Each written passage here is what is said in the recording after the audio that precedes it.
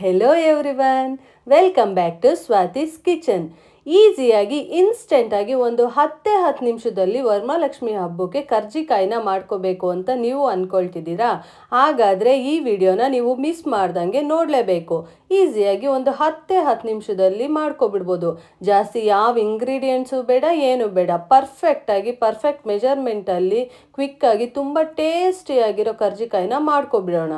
ವರಮಹಾಲಕ್ಷ್ಮಿ ಹಬ್ಬ ಅಂದ್ರೇ ದೇವರಿಗೆ ಪ್ರಿಯ ಆಗಿರೋ ಅಂಥ ತಿಂಡಿ ತಿನಿಸು ಎಲ್ಲನೂ ನಾವು ಮಿಸ್ ಮಾಡ್ದಂಗೆ ಮಾಡ್ತಿರ್ತೀವಿ. ಅದರಲ್ಲಿ ಕರ್ಜಿಕಾಯಿ ಕೂಡ ತುಂಬ ಅಮ್ಮನವರಿಗೆ ಪ್ರಿಯವಾದಂಥ ಒಂದು ತಿಂಡಿ. ಸೊ ಅದನ್ನು ಇನ್ಸ್ಟೆಂಟಾಗಿ ಹೇಗೆ ಮಾಡೋದು ಅಂತ ನೋಡ್ಕೊಬಿಡೋಣ. ನಾನಿಲ್ಲಿ ಫಸ್ಟು 1 ಕಪ್ಪು ಫುಲ್ಲು ಮೈದಾ ಹಿಟ್ಟನ್ನ ನೀಟಾಗಿ ಜರಡಿ ಇಟ್ಕೊಂಡು ತೊಗೊಂಡಿದ್ದೀನಿ. ನೀವಿಲ್ಲಿ ಬೇಕು ಅಂದರೆ ಗೋಧಿ ಹಿಟ್ಟು ಕೂಡ ಬಳಸ್ಕೋಬೋದು. ನೆಕ್ಸ್ಟು 1/2 ಕಪ್ಪಷ್ಟು ನಾನಿಲ್ಲಿ ಚಿರೋಟಿ ರವೆನ ಬಳಸ್ಕೊಳ್ತಿದ್ದೀನಿ. ಚಿರೋಟಿ ರವೆನ ಹಾಕೊಳ್ಳೋದ್ರಿಂದ ಕರ್ಜಿಕಾಯಿ ತುಂಬ ಕ್ರಿಸ್ಪಿಯಾಗಿ ಬರುತ್ತೆ. ಸೊ ಅದಕ್ಕೆ ಚಿರೋಟಿ ರವೆನ ನಾನಿಲ್ಲಿ 1 ಟೇಬಲ್ ಸ್ಪೂನಷ್ಟು ಅಡುಗೆ ಎಣ್ಣೆನ ಹಾಕೊಳ್ತಿದ್ದೀನಿ. ಇದನ್ನೇನು ಕಾಯಿಸಿ ಹಾಕೊಂಡಿಲ್ಲ, ಹಾಗೆ ಹಾಕೊಳ್ತಿದ್ದೀನಿ. ನೆಕ್ಸ್ಟು 1 ಚಿಟಿಕೆಯಷ್ಟು ಉಪ್ಪನ್ನ ಆ್ಯಡ್ ಮಾಡ್ಕೊಳ್ತಿದ್ದೀನಿ. ಅದೇ ಟೇಸ್ಟ್ ಎನ್ಹಾನ್ಸ್ ಮಾಡೋಕ್ಕೋಸ್ಕರ ಉಪ್ಪನ್ನ ಆ್ಯಡ್ ಮಾಡ್ಕೊಳ್ಬೇಕಾಗುತ್ತೆ. ಈಗ ಇಷ್ಟನ್ನು ಡ್ರೈ ಆಗಿ ಒಂದ್ಸಲ ನೀಟಾಗಿ ಮಿಕ್ಸ್ ಮಾಡ್ಕೊಳ್ಳಿ. ಆಮೇಲೆ ಅಷ್ಟೇ ಇದಕ್ಕೆ ನೀರನ್ನ ಸೇರಿಸ್ಕೊಂಡು ಮಿಕ್ಸ್ ಮಾಡ್ಕೋಬೇಕಾಗುತ್ತೆ. ನೋಡಿ ಇಲ್ಲಿ ನಾನು ಮಾಡ್ಕೊಳ್ತಿದ್ದೀನಲ್ಲ, ಈ ಥರ ನೀಟಾಗಿ ಡ್ರೈ ಆಗೇನೆ ಈ ಥರ ನೀಟಾಗಿ 1 ನಿಮಿಷ ನೀಟಾಗಿ ಮಿಕ್ಸ್ ಮಾಡ್ಕೊಂಡ್ಮೇಲೆ ಆಮೇಲೆ ಸ್ವಲ್ಪನೇ ನೀರು ಸೇರಿಸ್ಕೊಂಡು ಚಪಾತಿ ಹಿಟ್ಟಿನ ಕನ್ಸಿಸ್ಟೆನ್ಸಿ ಬರೋವರೆಗೂ ನೀಟಾಗಿ ನಾದ್ಕೊಂಡು ಕಲಿಸ್ಕೊಳ್ಳಿ.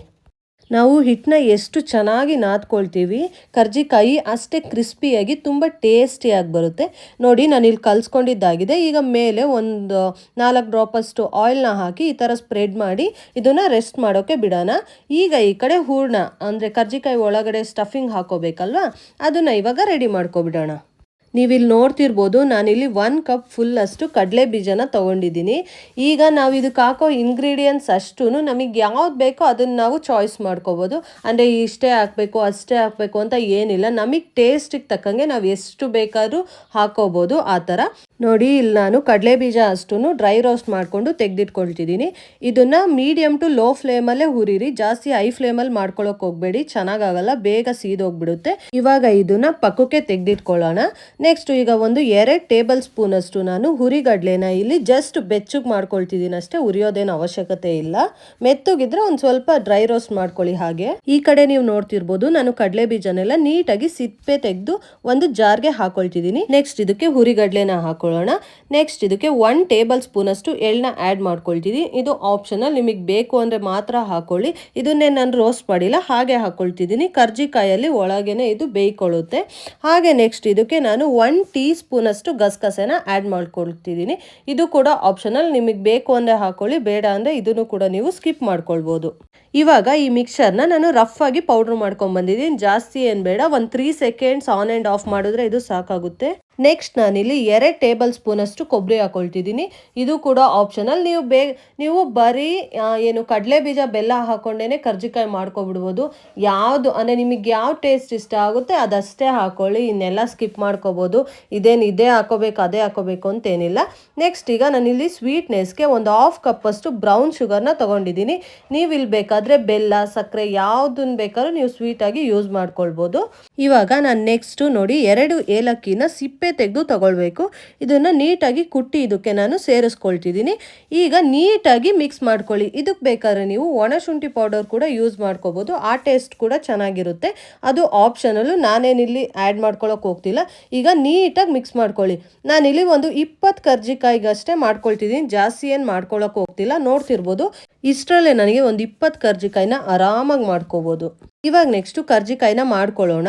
ಅಂದರೆ ಈ ಕರ್ಜಿಕಾಯಿ ಮಾಡೋಕ್ಕೆ ಇಬ್ಬರು ಇದ್ದರೆ ಬೇಗ ಆಗಿಬಿಡುತ್ತೆ. ಒಬ್ಬೊಬ್ಬರೇ ಇದ್ದಾಗ ಏನು ಮಾಡ್ಕೊಳ್ಳಿ, ಈ ಥರ ಒಂದು ದೊಡ್ಡ ಚಪಾತಿನ ಲಟ್ಟಿಸ್ಕೊಬಿಡಿ. ಆವಾಗಾದರೆ ಬೇಗ ಮಾಡ್ಕೊಬಿಡ್ಬೋದು. ನಿಮ್ಗೆ ಯಾವ ಥರ ಅನುಕೂಲ ಆಗುತ್ತೋ ಆ ಥರ ಮಾಡ್ಕೊಳ್ಳಿ. ನಾನು ಈ ಥರ ದೊಡ್ಡದಾಗಿ ಚಪಾತಿನ ಲಟ್ಟಿಸ್ಕೊಂಡು ಇದನ್ನು 4 ಪೀಸಸ್ ಆಗಿ ಕಟ್ ಮಾಡಿಕೊಂಡು ಇದರಲ್ಲಿ ಒಂದರಲ್ಲೇ 4 ಕರ್ಜಿಕಾಯಿ ಆ ಥರ ಮಾಡ್ಕೊಳ್ತೀನಿ. ನಿಮಗೆ ಯಾವ ಥರ ಅನುಕೂಲ ಆಗುತ್ತೋ ಆ ಥರ ನೀವು ಮಾಡ್ಕೊಳ್ಬೋದು.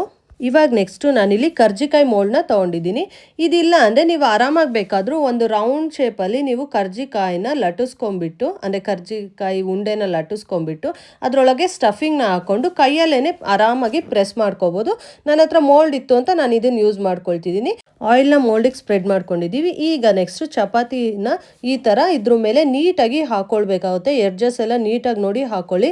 ಒಂದು ಸ್ವಲ್ಪ ಈ ಥರ ಅರ್ಧಕ್ಕೆ ಮಡ್ಚಿದಂಗೆ ಮಾಡಿಕೊಂಡು ಈಗ ಸ್ಟಫಿಂಗ್ನ ಒಳಗೆ ಹಾಕೋಬೇಕಾಗುತ್ತೆ. ಇಲ್ಲಿ ನಾನು 1ರಿಂದ 1.5 ಸ್ಪೂನಷ್ಟು ಹಾಕ್ಕೊಳ್ತಿದ್ದೀನಿ. ಇಷ್ಟಾದರೆ ಸಾಕಾಗುತ್ತೆ. ಜಾಸ್ತಿ ಹಾಕಿದ್ರೆ ಹೊರಗಡೆ ಬರೋ ಸಾಧ್ಯತೆ ಜಾಸ್ತಿ ಇರುತ್ತೆ. ಈ ಥರ ಹಾಕ್ಕೊಂಡು ಈ ಥರ ಸೈಡ್ಸ್ ಎಡ್ಜಸ್ಗೆ ಏನಿದೆ ನೀರನ್ನ ಹಾಕ್ಕೊಳ್ಬೇಕಾಗುತ್ತೆ. ನೀರನ್ನ ಹಾಕ್ಕೊಂಡು ಪ್ರೆಸ್ ಮಾಡ್ಕೊಳ್ಳೋದ್ರಿಂದ ಬಿಟ್ಕೊಳ್ಳಲ್ಲ. ಎಣ್ಣೆಗೆ ಹಾಕಿದಾಗ ಕರ್ಜಿಕಾಯಿ ಬಿಟ್ಕೊಳ್ಳೋ ಸಾಧ್ಯತೆ ಜಾಸ್ತಿ ಇರುತ್ತೆ.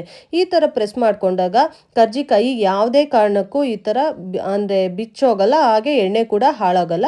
ಈ ಥರ ಪ್ರೆಸ್ ಮಾಡ್ಕೊಂಡ್ರೆ ಆಯಿತು. ಆರಾಮಾಗಿ ಕರ್ಜಿಕಾಯಿನ ಮಾಡ್ಕೊಬಿಡ್ಬೋದು. ನೀವು ನೋಡ್ತಿರ್ಬೋದು ಎಷ್ಟು ನೀಟಾಗಿ ಎಷ್ಟು ಚೆನ್ನಾಗಿ ಬಂದಿದೆ ಅಂತ. ಇದೇ ಥರ ನಾನು ಎಲ್ಲ ಕರ್ಜಿಕಾಯಿನೂ ಬೇಗ ಮಾಡಿ ಇಟ್ಕೊಂಡು ಬಿಡ್ತೀನಿ. ಆಮೇಲೆ ಒಂದೇ ಸಲ ಕರ್ಕೊಂಡ್ರೆ ಆಗುತ್ತೆ ಅಂತ. ಎಕ್ಸ್ಟ್ರಾಸ್ನೆಲ್ಲ ನೀಟಾಗಿ ತೆಗೆದಿಟ್ಕೊಳ್ಳಿ. ಅದನ್ನು ಕೂಡ ಲಟ್ಟಿಸ್ಬಿಟ್ಟು ನೆಕ್ಸ್ಟ್ ಅದರಲ್ಲೂ ಕೂಡ ಕರ್ಜಿಕಾಯಿ ಮಾಡ್ಕೋಬೋದು. ಅದು ಕೂಡ ಏನು ವೇಸ್ಟ್ ಆಗಲ್ಲ. ಈಗ ನೋಡ್ತಿರ್ಬೋದು. ಈಗ ಆ ಥರ ಒಂದು ಮೆಥಡಾರೆ ಈ ಥರ ಪುಟಾಣಿ ಉಂಡೆಗಳನ್ನಾಗಿ ಮಾಡಿಟ್ಕೊಂಡು ಚಿಕ್ಕ ಚಪಾತಿಗಳನ್ನಾಗಿ ಲಟ್ಟಿಸ್ಕೊಂಡು ಈ ಥರ ಕೂಡ ಕರ್ಜಿಕಾಯಿನ ಮಾಡ್ಕೋಬೋದು. ಇನ್ನೇನು ಕರ್ಜಿಕಾಯಿ ಈ ಥರ ಲಟ್ಟಿಸ್ಕೊಳ್ಳೋದಂತೂ ಪ್ರತಿಯೊಬ್ಬರಿಗೂ ಗೊತ್ತೇ ಇರುತ್ತಲ್ವಾ. ಸೊ ನಾನು ಇದನ್ನೇನು ಬ್ರೀಫಾಗಿ ನಿಮ್ಗೇನು ತೋರ್ಸಕ್ಕೆ ಹೋಗ್ತಿಲ್ಲ. ನೋಡ್ತಿರ್ಬೋದು ಇಷ್ಟಿಷ್ಟಾಗಲ ಲಟ್ಟಿಸ್ಕೊಂಡ್ರೆ ಸಾಕಾಗುತ್ತೆ. ಜಾಸ್ತಿ ಏನು ದೊಡ್ಡದಾಗೆಲ್ಲ ಮಾಡ್ಕೊಳಕ್ಕೆ ಹೋಗ್ಬೇಡಿ. ಇದನ್ನು ಅಷ್ಟೇ ನೀಟಾಗಿ ಮೋಲ್ಡ್ಗೆ ಹಾಕೊಂಡು ಈ ಥರ ಸ್ಟಫಿಂಗ್ನ ಹಾಕೊಂಡು ಮಾಡ್ಕೊಂಡ್ರೆ ಆಗೋಯ್ತು. ನೋಡಿ ನಾನಿಲ್ಲಿ ಎಷ್ಟು ಅಂದರೆ ಒಂದೇ ಸಲ ಒಂದು 4ರಿಂದ 5 ಚಪಾತಿಗಳನ್ನಾಗಿ ಲಟ್ಟಿಸ್ಕೊಂಡು ಒಂದೇ ಸಲನೇ ಎಲ್ಲಾನು ಮಾಡಿ ರೆಡಿ ಮಾಡ್ಕೊಳ್ತಿದ್ದೀನಿ. ಇದಕ್ಕೆಲ್ಲ ಏನು ನಿಮ್ಗೇನು ಜಾಸ್ತಿ ಟೈಮ್ ಇಡ್ಸಲ್ಲ. ಅಂದರೆ ಇಬ್ಬರಾದರೆ ಇನ್ನೂ ಬೇಗನೆ ನೀವು ಮಾಡ್ಕೊಬಿಡ್ಬೋದು.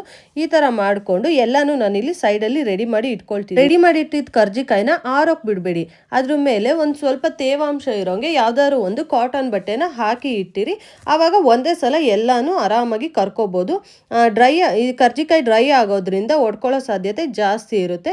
ಸೊ ನೀವು ಇಲ್ಲಿ ನೋಡ್ತಿರ್ಬೋದು ಎಲ್ಲ ಕರ್ಜಿಕಾಯಿನೂ ರೆಡಿ ಆಗಿದೆ. ಈ ಕಡೆ ನಾನಿಲ್ಲಿ ಎಣ್ಣೆನ ಕಾಯೋಕೆ ಇಟ್ಕೊಂಡಿದ್ದೆ. ಇದನ್ನ ನಾನು ಮೀಡಿಯಂ ಫ್ಲೇಮಲ್ಲೇ ಎಣ್ಣೆನ ಕಾಯೋಕೆ ಇಟ್ಕೊಳ್ತೀನಿ. ಜಾಸ್ತಿ ಹೈ ಫ್ಲೇಮಲ್ಲಿ ಇಟ್ಕೊಳ್ಳೋಕೆ ಹೋಗಬೇಡಿ, ಚೆನ್ನಾಗಿ ಬರಲ್ಲ, ಬೇಗ ಸೀದೋಗುತ್ತೆ.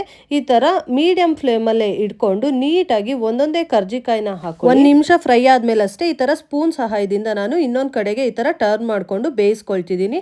ವೈಟ್ ಇದೆಯಲ್ಲ ಅಂತ ಅನ್ಕೋಬೇಡಿ. ನಮಗೆ ಕ್ರಿಸ್ಪಿ ಆಗಬೇಕು ಅಂದರೆ ಇದೇ ಥರ ಮೀಡಿಯಂ ಫ್ಲೇಮಲ್ಲೇ ಒಂದು 5ರಿಂದ 6 ನಿಮಿಷದವರೆಗೂ ಇದನ್ನು ನೀಟಾಗಿ ಬೇಯಿಸ್ಕೋಬೇಕಾಗುತ್ತೆ.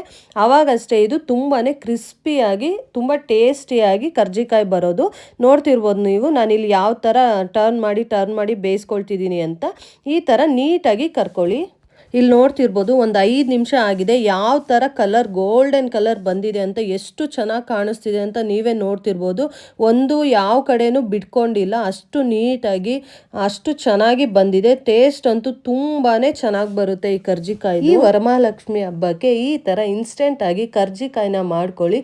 ತುಂಬಾ ಕ್ರಿಸ್ಪಿಯಾಗಿ ತುಂಬಾ ಟೇಸ್ಟಿಯಾಗಿ ಮನೆಯವರೆಲ್ಲ ತುಂಬಾ ಇಷ್ಟಪಟ್ಟು ತಿಂತಾರೆ.